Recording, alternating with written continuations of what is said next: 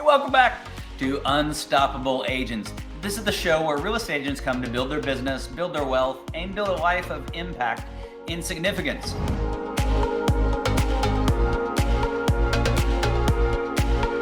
Promoting the open house that way. And then you can also put a couple bucks behind the boost to get it some more views and direct people to either squeeze page through KV4 or your own personal Facebook business page. I'm your host, Brian White. I'm an associate broker with eXp Realty and a team leader because I love contributing and giving back through others. This is a way that we do that. Each week we come to you with some of the top real estate agents in the country. These people have won the Icon Award at eXp Realty, which means they're the top 2% of agents in the country.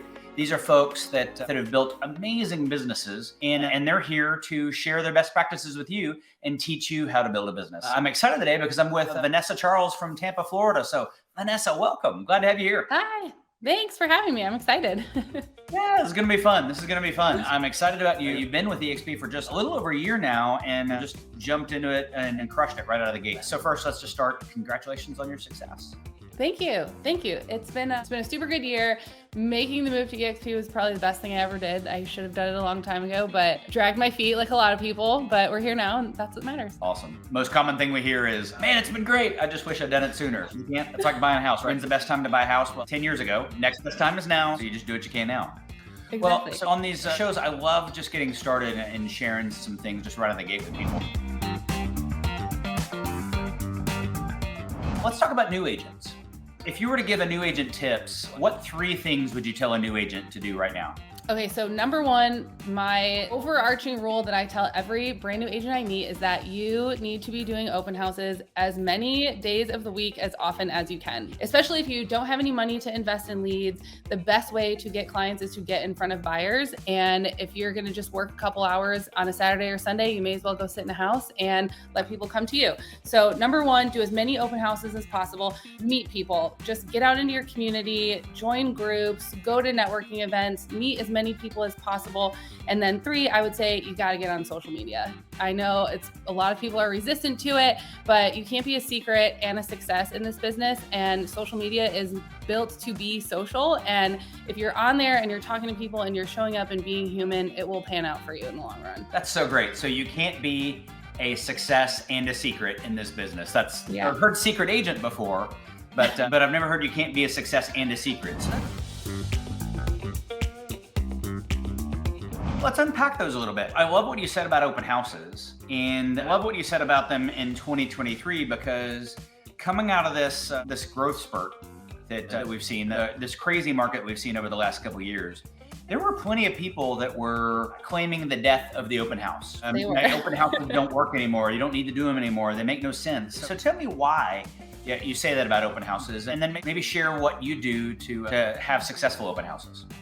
So I think that a lot of agents will definitely, especially a lot of experienced agents, will tell you that open houses are a waste of time. I beg to differ. I've built my entire business off of open houses and social media and not spending a penny on purchasing leads. But I believe that if I can get in front of someone, I usually will pick them up as a client. And what we've seen in the last 2 years with this crazy influx of the market is that a lot of people were shopping without agents because it was just easier. They didn't want to waste somebody's time. Things were moving so quickly. Sometimes they couldn't get in front of an agent. So if you're the agent that's sitting there and they walk in the house and they don't have an agent, and you can show up and show them why you're the best one for the job and make a connection with them on a human level, inevitably they'll want to work with you. So I am a huge proponent of open houses. I still do them. And I know a lot of experienced agents think it's crazy, but I turn a lot of business from doing open houses. It really is. So they absolutely work. We've got an example. One of the agents on my held one of my listings open. Not only, but because it wasn't me,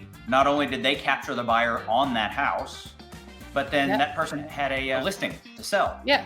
So they got nearly a $900,000 buyer, and then the listing for that, all from working the open house. So Is every open house a raging success? No. If you're calling expireds, if you're sending postcards, if you're doing pay-per-click, whatever you're doing, 100% of nothing works. Right. Nothing works every time. But when you're consistent, which it sounds like you are. Like another little trick too, that when I very first joined EXP, I dove into the EXP University Icon series and I consumed as many videos as possible. And Jerry Sheets, who's an EXP agent, had done a video where he said, if you don't have any business, call as many for sale by owners as you can, and instead of asking them for their listing, offer to do an open house for them. I know in some states there's some rules around that, but I did open houses for more for sale by owners than I can tell you, and more often than not, they ended up also turning into a listing.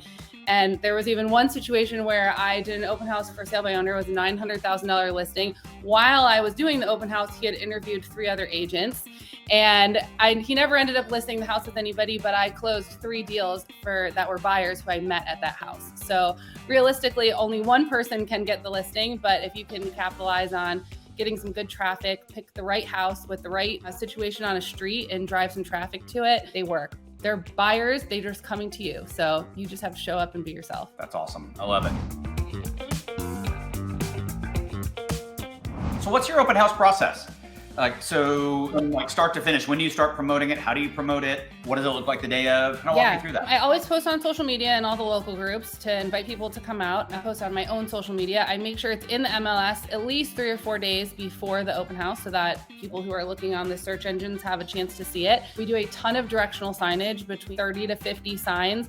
We were doing 10 to 20, but we just kind of upped that to try to drive in a little bit of additional traffic. You got to pull traffic from that main street. I know it's sometimes hard to find a place to park and lug your signs out of your car in your heels, but just throw a pair of flip-flops in your car, and maybe if you live in the snow, not flip-flops, but a pair of boots, and use your signs to your advantage to drive the traffic to the house, because you just never know who's going to drive by. And then at the open house, we use a digital sign-in through KV Court, their open house app, which is also an EXP perk. And then they're automatically in our system, they're in our database, and then we can capture them through the follow-up in terms of drip campaigns or just reaching out to people. And then next day, I always call and ask for feedback. Even if there's somebody that had an agent, even if they weren't interested at all, I try to get as much contact information from them. One trick that I like to use at the open house is to just get them talking about what they're looking for in a house. If they have a house to sell, I write all their information down, and I always say, is it okay if I find something that matches what you're looking for? Can I send it to you? And they'll always say yes. And then you can ask them personally for an email or a phone number. And then over the next week, I'll send at least 3 to 5 listings that match what they said they were looking for. And that usually ends up leading to a conversation as well. That's great. So what I love about, a couple of things you said. Number one, putting 30 to 50 signs out. Agents are too often myopic about the signs. And they think, I'll just put a few signs out. And maybe that's all is needed based on the location.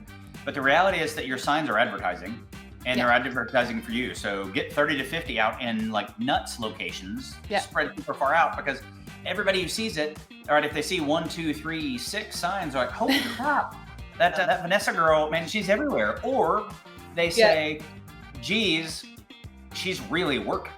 So maybe maybe they don't think I see her signs everywhere. They just think that, man, she's really going for it. And if I ever sell my house, then I want somebody to work for me the same way they're working for that house over there. So I'm gonna call. We hear that all the time. You guys are here every weekend. Yeah, we are. We're here, and I hope if you ever sell your house, your agent does the same for you. Yeah, and if you're doing there's this whole idea of taking over a neighborhood and becoming the neighborhood expert. Well, if your signs are up each and every week in that neighborhood, and you're the number 1 agent, maybe agent number 2 or 3, or maybe the number 1 agent in the neighborhood only puts out 5 to 10 signs, and then you're there putting out 30 every week, and they do more business, but you do better marketing. The best marketing wins. Admittedly, it's a lot of brand strategy and brand recognition too. Yeah, that's really good. So when you say you promote ahead of time an open house on social media, so what does that look like? Are you creating events, or are you paying for any advertising? What kind of things what and where are you doing things? So I've experimented a lot over the years. For a while we did events, but that requires you to invite people to be part of that. And I think people get sick of that after a while, because you can only invite your friends. But what I've been doing the last 12 months is utilizing Facebook's marketplace. So they have a new feature now that you have to say that you're promoting housing, because there's different guidelines you have to follow, but seeing it as a for sale listing, so as if it were an item being sold, but promoting the open house that way. And then you can also put a couple bucks behind the boost to get it some more views and direct people to either Squeeze page through KV Core or your own personal Facebook business page. That's awesome. That's actually part of the reason I do this, right? So I do it for you guys if you're watching this. I love sharing tips with you guys, but that was a good nugget. I didn't know. I thought Facebook had broken our ability to do housing on our marketplace. So that's awesome. If you don't select the housing button, it will not let you post it, but you have to select that, and then it will allow you from there to boost it. And then you put a couple bucks behind it too, which is a little different than just making a random post. I want to circle back to a couple of other things you said, but first let's talk about you. So you didn't start at EXP. Walk me through your career. How'd you get started and how'd you get here? So I think I started like every other real estate agent that knows another real estate agent that was making a lot of money, and you're like, oh, I could probably do that too. My background is in graphics and graphic design and photography, and I published a girls' ice hockey magazine for a long time with my mom, and we had a clothing line. And then my formal education is in women's and gender studies. So I have always had this passion for people and helping people. And I was working for a marketing company, quit my job, went to Kenya for a couple months and came back, didn't have a job. My plan was to join the Peace Corps, but I met my husband, or my now husband, and he told me he wouldn't wait 12 months for me to come back. I got a job as a bartender, and I met this girl that was crushing it as a real estate agent, and she was like, you'd be so good at this. So my plan was to get my real estate license and do it until I figured out what I really wanted to do. And then I fell in love with it. I fell in love with people and the different situations every day and meeting different kinds of humans on every level and getting to help people navigate this process that a lot of people in certain places aren't fortunate enough to be able to do in terms of homeownership. And I started off at a RE/MAX office. I bounced around between a couple of RE/MAXs for the first 6 years. And then last year I made the move to EXP, and here we are. So it was the best year I ever had. That's awesome. You've obviously been serving people for quite a while. Spending time in Kenya, that had to have been amazing. My middle son is actually in South Africa awesome. right now, so it's pretty amazing. I admire people that do that and give of their time in that way. Thanks. So congratulations on doing that as well. Thanks. You can tell from your energy, and you've got a servant spirit. So there's I do. That speaks to your success for sure. Thanks. Circle back around. So the second tip that you gave us was really around meeting people. So open houses was one way you do that, but what are other ways that you meet people? So I think I have tried to be part of a lot of different women's groups in my area just because that's who I am and what I do. And I think people like people who are like them. So if you become a presence in all of the different kinds of communities, whether you're a biker and you're into Harley Davidsons, or if you're an equestrian person and you're into horses, get out in those communities, meet those people, join those groups on Facebook, go to their events. We have an agent that she's actually my aunt. She just got licensed about a year ago, and she loves the beach, and she moved here for the beach. So she's been doing some beach cleanups and getting part of those groups, and you'll inevitably meet other people who like you and want to be part of your life. And you should never do it in terms of looking for business, but inevitably, if you show up and you be human and you make connections, it will lead to business in the long run. That's great. And then you get to work with people that you like. And that's a big deal, right? Yeah. Because we've all done strategies where we worked with people that we don't like. It's no fun.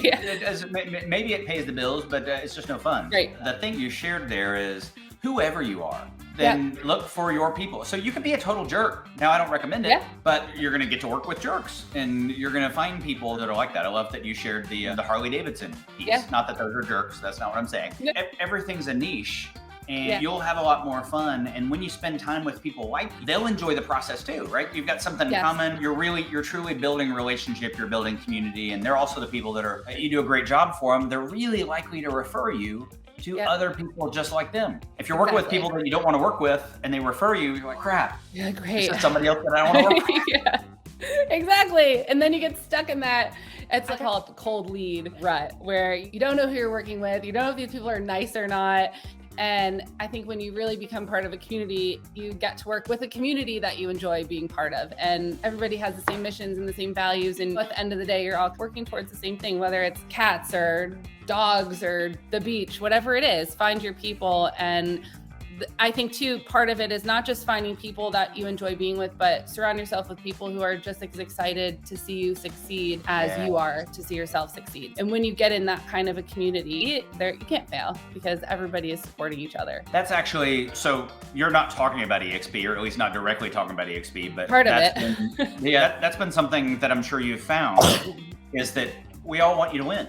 Right. Yeah. Even if you're in a local market, it's like, hey, if you win, we win. We're going to announce our earnings later today. And I think we're all excited about that because we like seeing each other win. It's like we get to celebrate every 90,000 agents across the country being successful when our earnings come out. That for me was the first EXP event I went to was shareholders. And I think that was it was a couple months after I had joined and made this decision when I first joined EXP. I was going to figure it out for the first year, see how I liked it before I told everybody that they had to join too. And at shareholders, there was just this sense of that one EXP feeling that we all are in this together. We're all supporting each other, and didn't matter who you were, there was a place for you at EXP, and this sense of community. And I think that community over competition is the thing that a lot of us say, but EXP does a really good job of saying community over competition, but not community without competition, that we're all still going to support each other, but we're not going to step on each other on the way up to get there. And I think that is such a part of my heart. And when I saw that reflected back at EXP, I knew I was in the right place. I think about it this way, that I want everybody to be successful. I just want the other people to be a close second. So I don't want to win. Together. That's exactly right. I want there to be so much bigger than it was last year, just not as big as mine. Because I want to win, but I want all of us to win together, and it's fun. The last thing that you talked about was social media. And you mentioned that a few times. So where are you on socials? What do you do consistently? Like, what works for you? I'm on all the socials, but I think it's impossible to do them all well. And each of them has their own flavor and their own, really the best way to get the most out of all of them is a little different depending on the platform. So I spend most of my time on Facebook, believe it or not. Okay. I know demographically I'm a little young for Facebook to compare to what the whole population is. Yep. But it has been really good for me and worked out really well for me. I'm elder millennial, so I fall in that weird bracket. But Facebook and Instagram have really driven most of my business the last even 6-7 years when I first started. I think you have to use social media as if it were a social platform, not as if you were fishing for business all the time. And that goes back to that community aspect and who are you? People don't want to just see the just listed, just sold girl all the time. They want to know who you are, and they want to know part of your life and what you do and why I have 6 cats and why I like hockey. And they fall in love with the things that make you who you are, not just your business. And if you can show up on social media and be social and make connections, it will go a long way in terms of building business. What's interesting is so often we all do it, put out just our best. Hey, here's when we're crushing it. Hey, here's me at the beach. Hey, here are all the amazing things I do. And because we feel like that's the image we need to put out, but we get the most responses from, hey, here's where I'm struggling. Hey, here's when I completely fell on my face. I'm still getting up, but at least I fell on my face and this was awful and there's struggles. And people, now maybe it's morbid, but people love to see our struggles because I think when we look flawless, people can't relate to us. It's like they're not flawless because none of us are. They're not flawless, and then when they see flawless, they're like, well, I could never do that. Rather than, here's me falling on my face again. Okay, here's another time when I failed. Then they're, oh, it's not just me. Yeah, and I think too that people, in going back to community, is created around a sense of shared situations. So especially, I'm a huge part of the women's empowerment community. I think women and even other agents that I've met, we've been fed this idea for so long that there's just room at the top for one of us because there's always just been like one token woman at the top. And when you can create this community around the idea that we're all going together, and it doesn't have to be lonely when we get there. You can create this combined wave behind you and where you're going. And if all you're ever sharing are the good things in the, what do they call it? The Snapchat of how perfect your life is, people don't really have anything to relate to you on, because no one's life is always perfect. So really getting into you don't have to share everything about what happens to you. I think there is a fine line between keeping some things personal, but yeah, I think you get to be human on many levels on social media, and that is where you create those connections and people get to fall in love with you for something other than just selling 3,200 square foot house for $400,000. That's not why people are following you. No, that's great. And some of it's the idea, the difference making a selfie and then taking a group photo arm in arm of all the people that you were hanging out with and the others that you were celebrating or enjoying the event with, or whatever it is. Yeah. You are precious, so thank you for spending a few minutes with me. You're already one of my, maybe my favorite interview that I've had a chance to do. So thank you for spending a few minutes with us. As we wrap up, give me a parting thought or a parting comment. What do you want folks watching to know before you go? I think we've all collectively as a society been through a lot the last few years. And I think we're seeing that reflected in the marketplace in real estate. And we're seeing that reflected in our relationships and the way things are showing up in communities. And if we stick together and show up out of compassion and kindness and love, I think we can do a lot in terms of society as well as business and real estate, and just on a whole, on a global level, what we can do to change the world. That's awesome. So if what I get from you today is, number one, we're better together. And number two, that we're better when we're real, because then we find our real community and we'll enjoy life a lot better in the process. Absolutely. And who doesn't want to do business like that? Totally right. Folks, so we will include Vanessa's socials in the description, so you know how to reach her and know how to find her. If of anybody moving to Tampa, then you should call Vanessa or send them to her, because I know she will take great care. And honestly, if you're in the Tampa area and you want to learn more about EXP, I bet she'd be willing to have that conversation with you as well. 100%. I know she'd love to help you build your business. So Vanessa, thank you for joining me today. Thanks for having me, Brian.